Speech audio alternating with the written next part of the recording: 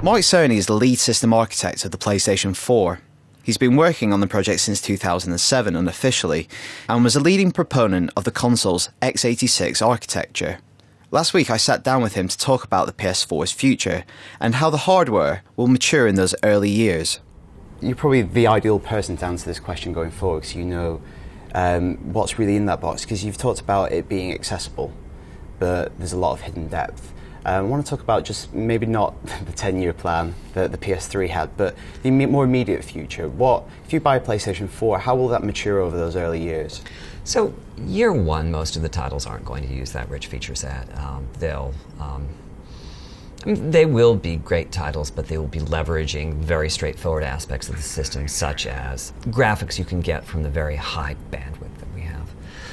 By year 3 or year 4, I think we'll see a lot of GPU, which is to say that the GPU will be used for a lot of things not directly tied to graphics. So physics, simulation, or collision detecting, or ray casting for audio or the like.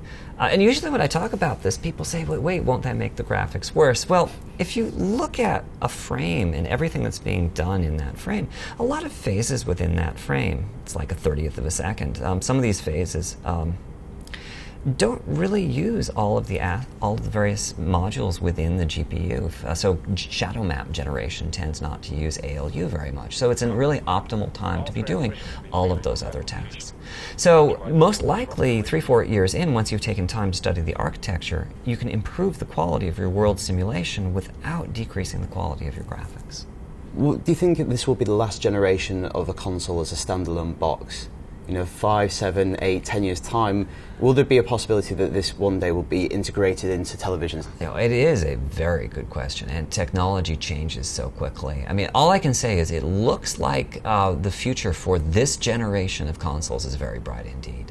What happens after this point, 10, 20 years out, frankly, I have no idea. Are you going to be a part of that? Because you've very suddenly become a very visible face of Sony. I thought it was quite symbolic they had you unveiling the PlayStation 4 in New York on that day. Are you going to continue to be a very public face of the PlayStation 4?